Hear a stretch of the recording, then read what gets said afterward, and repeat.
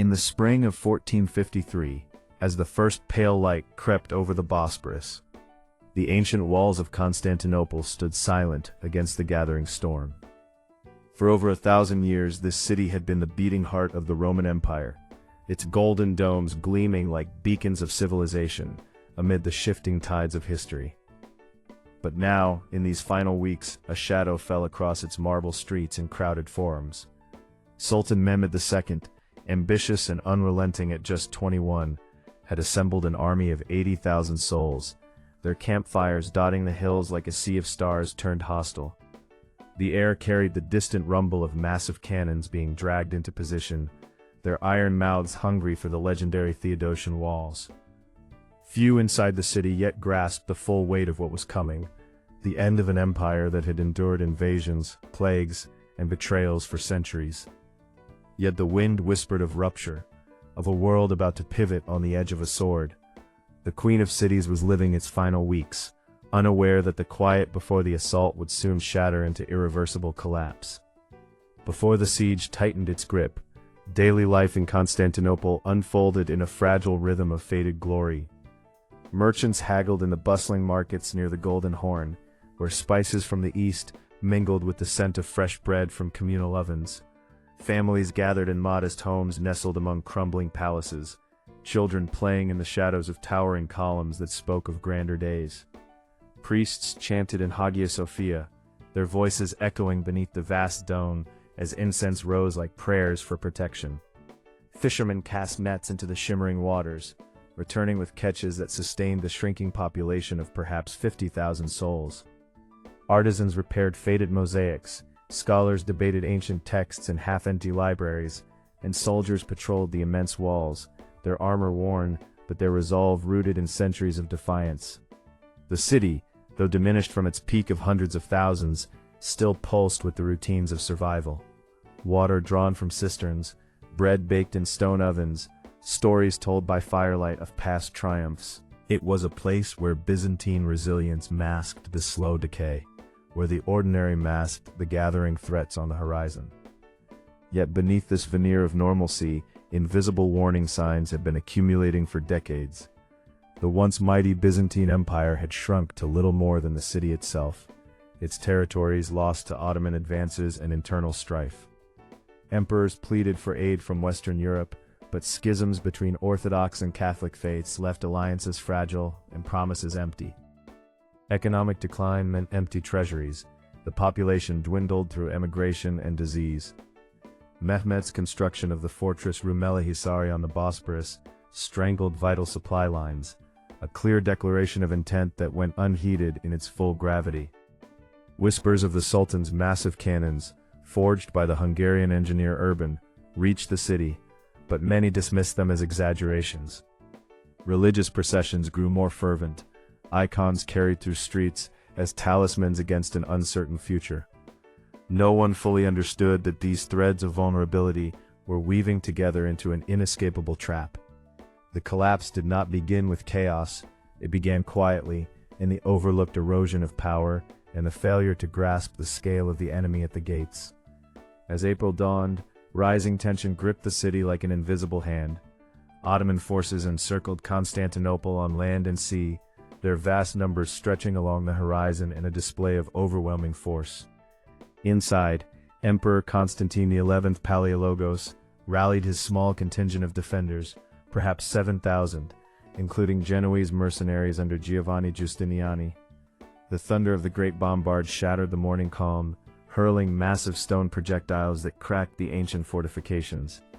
Dust and debris filled the air as repairs began frantically at night, citizens hauling stones and timber under cover of darkness.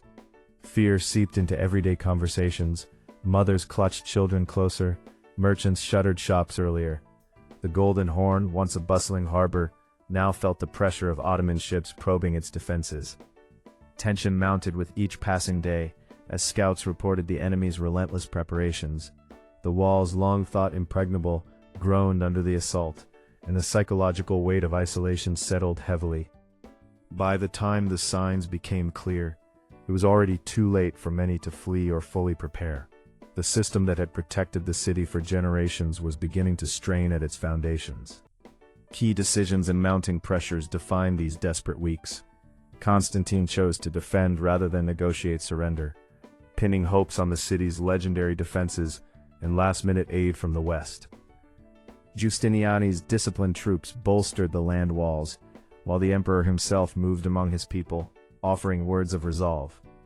But critical mistakes compounded the peril. Divided loyalties, insufficient gunpowder and food stores, and the failure to secure broader alliances left the defenders outnumbered and under-equipped. Ottoman engineers filled moats and positioned artillery with precision, while their fleet threatened to dominate the waters. Inside, debates raged in the Imperial Council over strategy, with some advocating bold sorties and others urging conservation of strength. The pressure of constant bombardment eroded morale, as sleepless nights blurred into days of repair and vigilance. Every choice carried the weight of an empire's survival, yet the imbalance of forces loomed like an inevitable tide. The decisions made in these final weeks would seal not only the city's fate, but reshape the course of civilizations. Then came the moment the system began to fail. On the night of May 28th into the 29th, the final Ottoman assault erupted with terrifying intensity. Waves of janissaries and irregular troops surged forward under cover of darkness, met by the desperate clash of steel and the roar of cannons. Breaches appeared in the walls near the gate of St. Romanus, where defenders fought hand-to-hand amid rubble and fallen comrades. Justiniani was wounded, his departure from the line a critical fracture in the defense. Emperor Constantine, sword in hand, led a final charge, vanishing into the melee, as legend would later claim he died defending the city he loved. The ancient barriers that had withstood centuries crumbled not just from iron shot, but from the exhaustion of those who guarded them. As Ottoman forces poured through the gaps, the once unyielding fortifications became corridors of chaos. The fall was swift and merciless, a culmination of weeks of erosion that no single blow could have achieved alone. What had seemed eternal proved mortal in the cold light of that fateful dawn. In the hours and days that followed, human consequences unfolded with harrowing brutality. Streets once alive with commerce ran slick with blood, as soldiers fanned out, looting homes and churches. Families huddled in terror within Hagia Sophia, only to be dragged into slavery or worse. Women and children faced unspeakable fates. Men were cut down or marched away in chains. The air filled with cries and the acrid smoke of burning structures, while survivors whispered of horrors that would haunt generations. Tens of thousands were killed or enslaved, the city's remaining population scattered or subjugated. Priests were slain mid-prayer, sacred relics desecrated, and the grand libraries pillaged. Yet amid the breakdown, acts of quiet courage emerged, neighbors shielding one another, small groups escaping by sea. The social fabric that had bound the city tore apart, replaced by the raw struggle for survival in a world forever altered. The human cost was not merely in lives lost, but in the shattering of a shared identity forged over a millennium. The long-term historical impact rippled far beyond the city's fallen walls.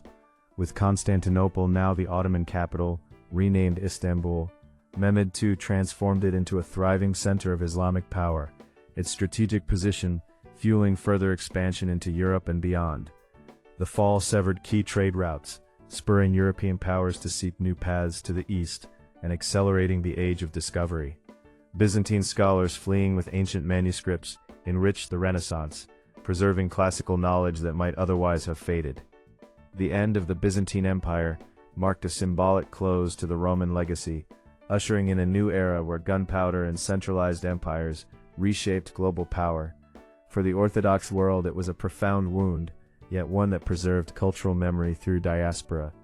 The collapse did not erase the past, but reframed it, turning a defeated city into a bridge between eras and civilizations. What ended in fire and blood became the foundation for new orders and ambitions. Even today, the echoes of those final weeks linger in the stones of Istanbul, and the stories pass through time. The city that once commanded the known world now stands as a testament to both endurance and fragility, its layers of history visible in every dome and minaret.